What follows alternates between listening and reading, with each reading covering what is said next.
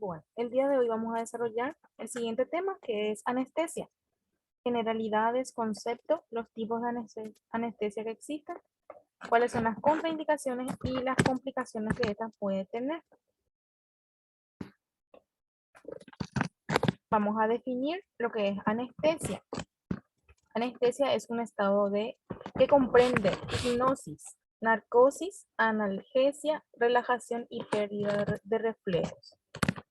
La más empleada es la anestesia por inhalación, ya que es fácil controlarla. La captación y eliminación del agente depende en gran medida de la ventilación pulmonar. La anestesia más profunda necesita mayor concentración de agente. Algunos términos importantes que tenemos que conocer, ¿verdad? Son las siguientes. Amnesia. Amnesia se refiere a pérdida de la memoria. Anestésico es el fármaco que produce pérdida parcial o total de sensibilidad. Cuando hablamos de hipnosis, ¿verdad? O hipnótico, se refiere al fármaco que induce al sueño. Narcosis, estado de pérdida de la conciencia. Sensibilidad, actividad motora y reflejos que van relacionados por el fármaco. Analgésico es el fármaco que produce el bloqueo del dolor. Tipos de anestesia. Tenemos la anestesia general, la balanceada, la local y la espinal o epidural. La general es la pérdida de toda sensibilidad, conciencia, analgesia, relajación e interferencia con los reflejos. La anestesia balanceada o equilibrada es la que causa sueño, ¿verdad? Nuestro paciente, ¿verdad? Produce de relajación, analgesia, pero con variabilidad de los agentes administrados, sin alterar la homeostasis neuroelectroanestésica, dice, ¿verdad? Esta ya es combinada prácticamente, la balancea. La local o regional es la de control del dolor con pérdida de conciencia. Anestesia de los nervios localizados en la zona determinada. La espinal o epidural, que vamos a ver más a continuación, ¿verdad? Es la que bloquea estímulos dolorosos por debajo del diafragma sin pérdida de la conciencia. Estas son ya anestesias locales que se utilizan. Elección del tipo de anestesia. ¿Cuáles son las características que tienen en cuenta, ¿verdad?, los anestesiólogos para poder utilizar, ¿verdad?, de acuerdo a la cirugía que se va a emplear, ¿verdad? Tiene que ver el que aporta máxima seguridad al paciente, el que proporciona condiciones óptimas para una cirugía, ¿verdad? El que le brinda máximo bienestar a nuestro paciente, el que tiene índice bajo de toxicidad y el que tiene mínimos efectos secundarios en nuestro paciente de acuerdo al tipo de cirugía que este va a tener, ¿verdad? Y el periodo de latencia tiene que ser lo más corto posible. Objetivos de la anestesia es provocar una depresión progresiva de la actividad del sistema nervioso central. Actúa primeramente sobre los grandes centros neuronales de la corteza cerebral y posteriormente lo que es signos vitales, ¿verdad?, relacionados al bulbo raquídeo. También el objetivo de la anestesia es bloquear específicamente el sistema simpático y parasimpático, la actividad motora, sensitiva y estado mental y los reflejos de nuestro paciente. Niveles de anestesia. Tenemos la que es la mínima, esto se llama mínima, sedación mínima. Tenemos la sedación analgesia moderada, sedación analgesia profunda y la anestesia total, ¿verdad?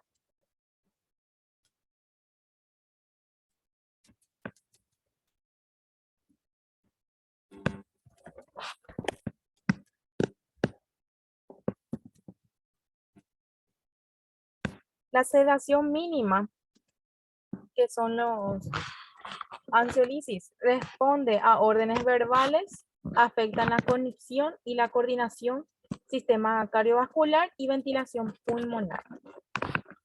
El sistema cardiovascular y ventilación pulmonar no están alterados. La analgesia moderada, la conciencia disminuida, puede responder a orden verbal y estado táctil, ¿verdad? Y este paciente está consciente. La analgesia profunda, hay dificultad al despertar en el paciente. Este paciente, ¿verdad?, responde a estímulos dolorosos y la ventilación está comprometida, ¿verdad? Y necesita asistencia de vías aéreas. En este caso, el paciente sí o sí necesita de apoyo respiratorio. Anestesia total. Aquí incluye lo que es anestesia general, la regional y la inconsciencia total del paciente. También requiere de asistencia ventilatoria. Vamos a hablar de lo que es anestesia general, afectación del sistema nervioso central.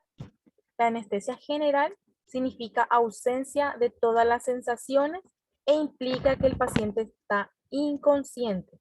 Este no siente dolor, tiene una adecuada relajación muscular y un buen control del sistema neurovegetativo. ¿Cuáles son los mecanismos de acción de la anestesia general? Actúa porque llegan al cerebro con presión parcial alta, desplazando las moléculas de oxígeno y permite el paso de anestésico al cerebro directamente. Métodos de administración de lo que es anestésicos generales, para que sepamos, ¿verdad?, cómo es que se utiliza y se administra. Los anestésicos líquidos se pueden administrar al mezclar esto con vapores de oxígeno. Este último solo o con óxido nitroso y hacer que el enfermo los inhale. Entonces es inhalatorio. El vapor se administra mediante un tubo y una mascarilla. La técnica endotraqueal por medio de una sonda endotraqueal de caucho, puede ser esta suave o de plástico, que va directamente a la tráquea utilizando un laringoscopio. En muchos casos, ¿verdad?, nuestro paciente va a necesitar estar intubado. Y de esa manera, ¿verdad?, nosotros le vamos a administrar lo que son los anestésicos generales, que es un tipo de gas inhalatorio. Y a la vez va a tener nuestro paciente apoyo de oxígeno. Etapas de la anestesia general. Tenemos la relajación, en donde el paciente, ¿verdad?, comienza a perder la conciencia, ¿verdad? Hay una respuesta biológica y este tiene lo que es los efectos de los analgésicos. Reacción del paciente, cuáles son los signos y síntomas que presenta nuestro paciente, ¿verdad? Una vez que recibe lo que es el anestésico, tiene que tener los siguientes signos y síntomas, que son somnolencia, mareo, hiperacusia, disminución de la sensación del dolor, y un paciente siente los reflejos prácticamente similares a estar ebrio. ¿Cuáles son las acciones de enfermería? Es cerrar las puertas del quirófano, controlar la colocación correcta del cinturón de seguridad, tener preparada la aspiración, ¿verdad? Porque nuestro paciente con anestesia general muchas veces necesita apoyo respiratorio, como ya les dije, y a la vez tiene que tener todo lo que es elementos o insumos necesarios para aspiración. Mantener los ruidos del quirófano al mínimo y brindar apoyo emocional al paciente en todo momento. La segunda etapa de la anestesia general es la excitación, desde la pérdida de la conciencia hasta la relajación, llegando a la hipnosis ligera, que es cuando se produce el sueño, ¿verdad? Reacciones del paciente. Este comienza a respirar de manera irregular, aumenta el tono muscular y la actividad motora involuntaria. Las extremidades pueden moverse, ¿verdad? Pero es mínimo. Pueden existir lo que es vómito, apnea, ¿verdad? Que es cuando ya el paciente deja de respirar, ¿verdad? O lucha, ¿verdad?, para respirar.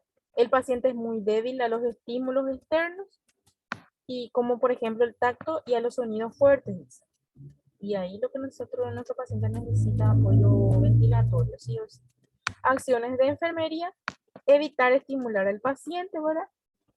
Estar preparado para proteger las extremidades o para sujetar al paciente, ¿verdad?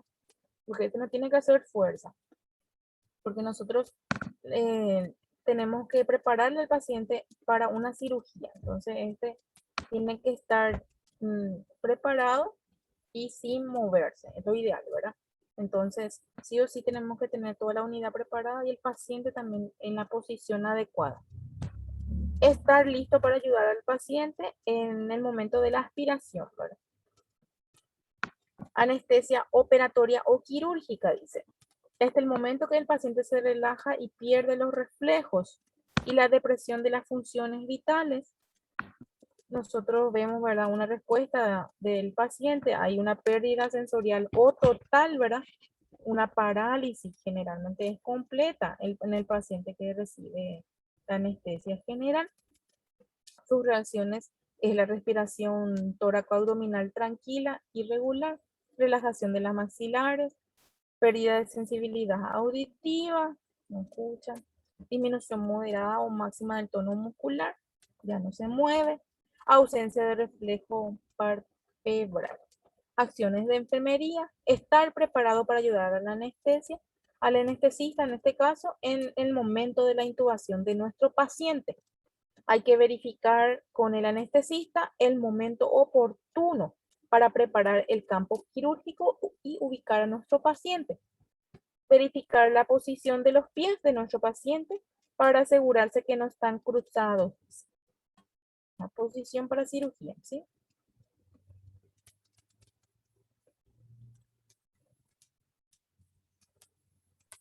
Profe, Sí, ¿qué tal? ¿Te puedo hacer una consulta? sí. Decime, vos decís que de repente la anestesia puede alterar la presión, profe. En vez de regular, normalizar, vos decís que de repente puede subir, alterar la presión del paciente. Sí, algunas complicaciones que pueden tener Puede. podría darse, sí. Así mismo. Mm, También hay complicaciones aparte, ¿y por qué, profe, eso? y se prevé todo eso, ¿verdad? Porque en la anestesia general lo que más se suele dar, ¿verdad? Se prevé ya eso. Sí o sí se tiene que preparar al paciente, como por ejemplo, en el caso de sufrir un paro cardiorrespiratorio, ya lo se prevé después post cirugía. Porque puede ser debido Mm, a las complicaciones después de una anestesia o la cirugía misma también. Porque la anestesia se le aplica al paciente para un procedimiento quirúrgico. Y hay veces que en el procedimiento quirúrgico mismo puede haber una complicación y eso altera, ¿verdad? Lo que es la parte hemodinámica ya de nuestro paciente. Si hay mucho sangrado o si algo se está complicando o en una perforación de algún otro órgano que está cercano al lugar de operar, así. Entonces se puede complicar la parte, la circulación sanguínea y posteriormente ya vemos lo que es respiración, IPA y otros signos vitales del cuerpo. O sea que así como puede normalizar la presión ya en el momento de ingresar al quirófano, así también puede alterar. Se puede alterar, sí, después de la cirugía. Así mismo. Y el paciente también, por eso se opta, de acuerdo a la necesidad de la cirugía, se opta por los diferentes tipos de anestesia que requiera el paciente. Porque hay algunas que están contraindicadas para ciertas patologías cardiovasculares, por ejemplo. Que vamos a ver a continuación algunas de ellas. Gracias, profe. Muy amable. Aquí, por ejemplo, vemos etapas de la anestesia general, dice, el peligro, ¿verdad? Una de las etapas que tiene. Las funciones vitales se ven disminuidas, dice. La respuesta del paciente puede haber una parálisis medular y una dificultad respiratoria en la anestesia general. El paciente tiene parálisis de los músculos respiratorios, las pupilas dilatadas, el pulso rápido, sensación de cesación de la respiración puede existir también, puede el paciente complicarse, ¿verdad? Y respirar totalmente anormal. Y ahí necesita de una ventilación mecánica, de un tubo, o de algún apoyo de oxígeno, sí o sí. Acciones de enfermería: permanecer preparado para realizar una RCP. Estar preparado con medicamentos de emergencia y desfibriladores, dice. Registrar procedimientos realizados y administraciones de medicamentos. Técnicas para lograr una anestesia general. Puede ser anestesia inhalatoria, cuando usamos solamente agentes volátiles administrados por vía respiratoria, dice. Son los gases, como yo le estaba diciendo. Puede haber también una anestesia endovenosa, ¿verdad? Que son por las venas, ¿verdad? Los fármacos ya que se utiliza por vía endovenosa, ¿verdad? Cuando usamos solamente fármacos por vía parenteral, dice, ya sea por infusión continua o en bolo, dice. A eso se refiere porque cuando un anestésico puede estar diluido y esté preparado con un HP, ¿verdad? Que es lo que es hidratación parenteral. Puede estar sí o sí con una solución salina o con otro tipo de solución diluido, y en goteo continuo o en bolo es cuando se diluye esto en una jeringa, ¿verdad? Un porcentaje, ¿verdad? De HP, ¿verdad? O otro tipo de solución, y lo enviamos directamente toda esa solución en la vena, ¿verdad? Cuando lo hacemos en bolo. Eso es toda la jeringa de una vez.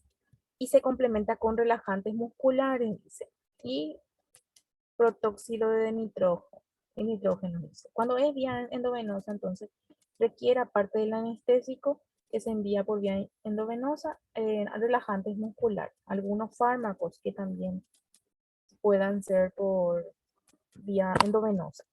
Anestesia balanceada, que es la combinada, ¿verdad? Se usan dosis medias de opioides y protóxido de nitrógeno, que es la droga, con concentraciones bajas de un agente inhalatorio poco potente y en combinación con un relajante muscular. Entonces, la anestesia balanceada es una combinación de todo prácticamente.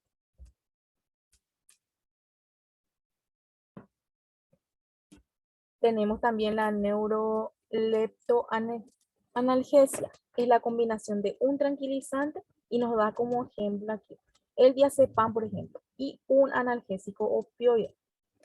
Aquí nos dice el fentanilo, nos da como ejemplo.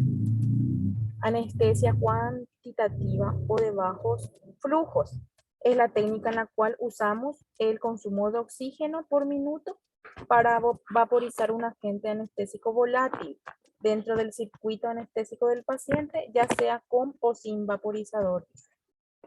Anestesia analgésica es la que se usa dosis muy elevadas de opioides junto con un relajante muscular. Ahora vamos a hablar lo que es anestesia local. La anestesia local es la más utilizada para realizar pequeñas cirugías y procedimientos cortos. Esta generalmente es la que más se utilizan, ¿verdad? Pueden considerarse que el efecto del anestésico ha desaparecido cuando ninguno de los tres sistemas está en la parte motor, sensitiva y autónoma. Presenta signos de su efecto, dice. Mecanismo de acción: los anestésicos locales previenen la despolarización de las membranas del nervio por inhibición del flujo de iones de sodio, pero solo una disminución del 5%, dice. Aquí nos va a mostrar algunas complicaciones que se pueden dar, ¿verdad? Se pueden usar en diferentes técnicas y formas para lograr un bloqueo nervioso en diferentes partes o en características distintas del cuerpo. Tenemos lo que es la percutánea intravascular, ¿verdad? La percutánea es anestésico intradérmico, subcutáneo o intramuscular por inyecciones, entonces esto. La intravascular es la aplicación en una vena de una extremidad, a la cual se ha colocado un torniquete doble para evitar su absorción masiva, ¿sí? Estamos hablando de anestésicos locales, entonces es cierta área del cuerpo nada más lo que nosotros queremos utilizarlo. Entonces, como nos explica aquí, puede ser por vía intradérmica, subcutánea o intramuscular, o en el caso de una la aplicación de anestésico en una vena de una extremidad.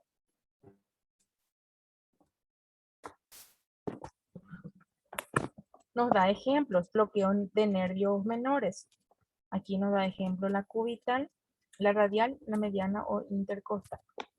Las venas de la mano, por ejemplo. Bloqueo de nervios mayores. Están en lo que es la parte cervical, axilar o la parte ciática y femoral. La parte de ya de las extremidades, en este caso vendría a ser, y la parte cervical. Bloqueo de los nervios a la salida del sistema nervioso central, dice. Este ya es la parte lumbar, ¿verdad? Y la parte costal. Anestesia por infiltración local, dice. Consiste en inyectar una solución que contenga el anestésico local en los tejidos, por lo cual pasará la incisión. Se produce un bloqueo de excitación de las terminales nerviosas de la piel y nos dice de vuelta aquí, puede ser percutánea, ¿verdad? Que es por inyección, ¿verdad? Intradérmica, subcutánea o intramuscular. La intradérmica es debajo de la piel, de la primera capita. La subcutánea sí es ya un poquito más profundo en la siguiente capa de la piel, que tenemos 3 capas en la piel y la parte de la grasa subcutánea, ahí es donde se aplica. Y la intramuscular es más profundo todavía. Esa se aplica generalmente, ¿verdad? En la parte de los músculos ya. ¿Sí? A menudo se combina con bloqueo regional local al inyectar los nervios que se distribuyen en tal zona. ¿Cuáles son las ventajas de un anestésico local? Es sencilla, es económica y no entraña peligro de explosión, dice, porque no trabajamos con gases, como lo que es el anestésico local en este caso. El equipo necesario es mínimo. La recuperación postoperatoria es más rápida, es breve, porque las locales generalmente son de periodos cortos. Se evitan los efectos indeseables de la anestesia general. Es de enorme utilidad en operaciones breves y superficiales. Indicaciones. Es la preferida para cualquier operación en la que se puede utilizar, ¿verdad? Las contraindicaciones. Está contraindicado en individuos aprensivos y muy nerviosos, dice, pues la cirugía con anestesia local puede incrementar la ansiedad. Generalmente el paciente que tiene anestesia local está mitad de su cuerpo despierto, sí, sabemos eso. En algunos tipos de operaciones es impráctica debido al número de inyecciones y volumen de anestésicos necesarios, dice, como en la reconstrucción de mama, dice. Ahí, por ejemplo, nosotros utilizamos lo que es anestesia general. Hay algunas cirugías, ¿verdad?, que necesita sí o sí anestesia general. Y aquí nos da algunos ejemplos. Vamos a tener la raquidia o subaracnoide. Es un tipo de anestesia local. La anestesia raquidia es la colocación de un anestésico local en el espacio subaracnoide. Dice, y aquí nos muestra que es una parte de la columna vertebral.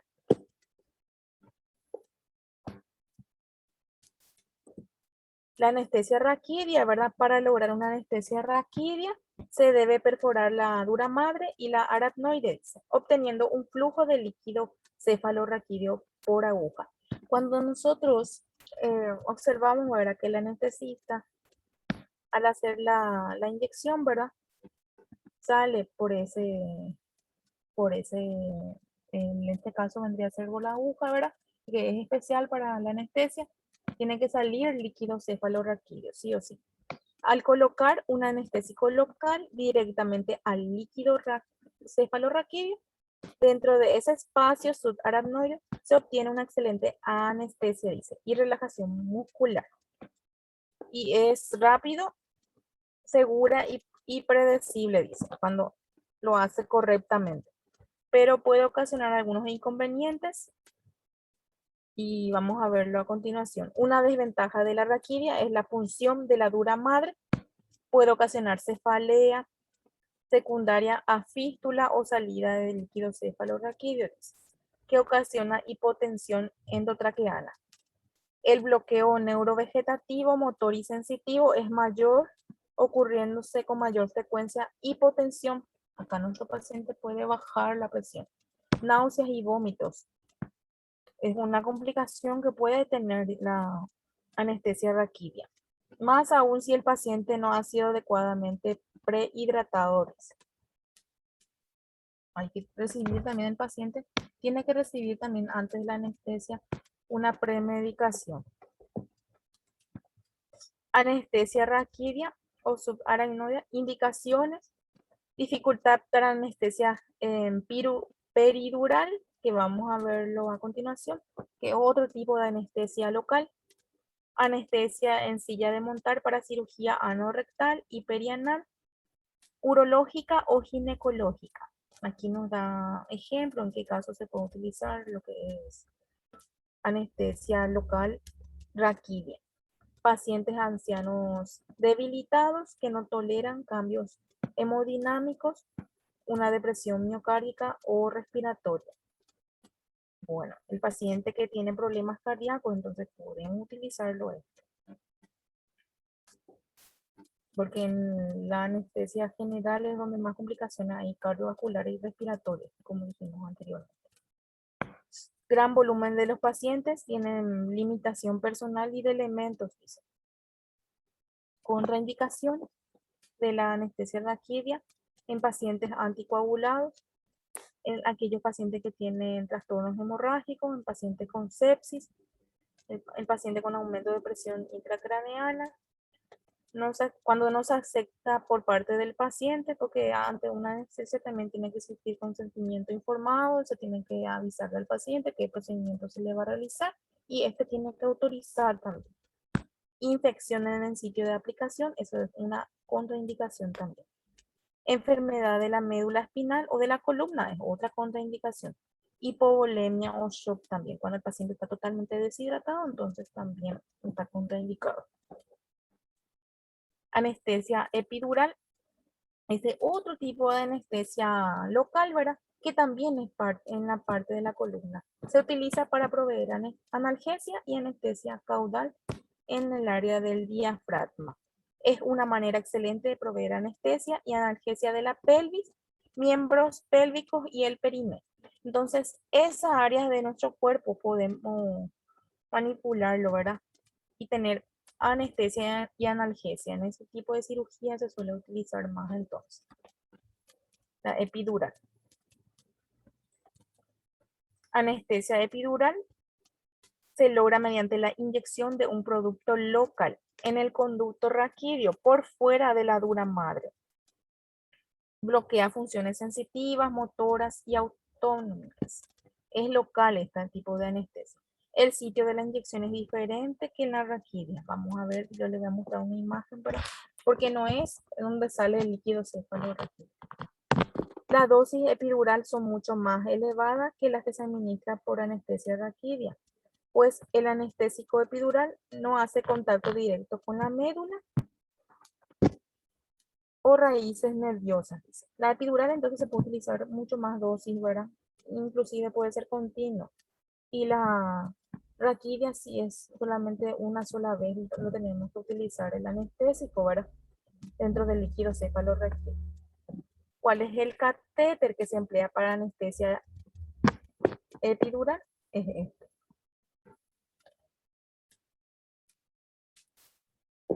La anestesia epidural consiste en introducción de un anestésico local en el canal raquídeo o columna vertebral, fuera de las meninges y de la médula espinal.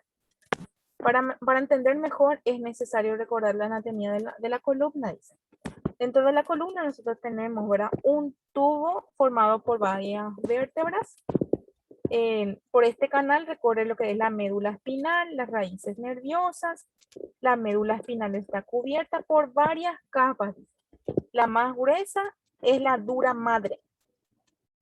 Y tenemos ahí dos espacios dentro de la dura madre, donde se va la médula espinal.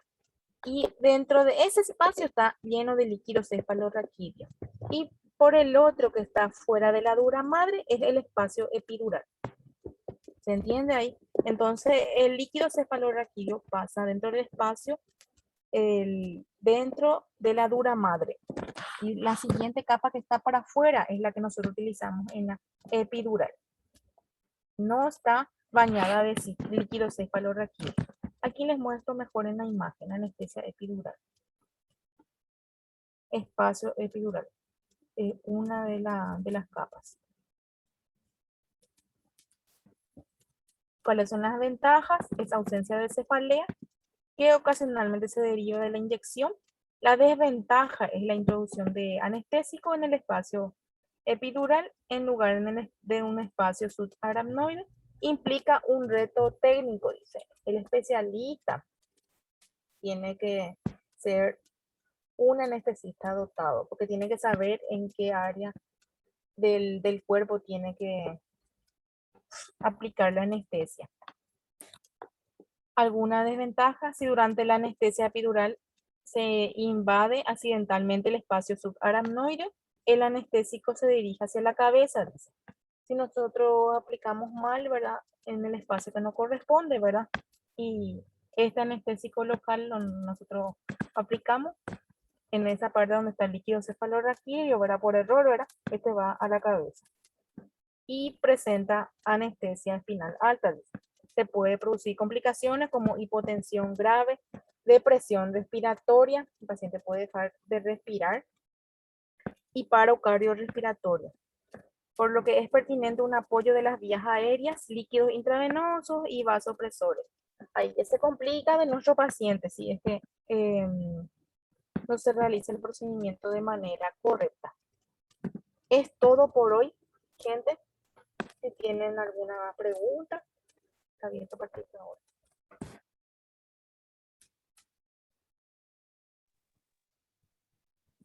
Espectacular esta profe. Esto queda en video o en grabación después. Sí, este video es grabado.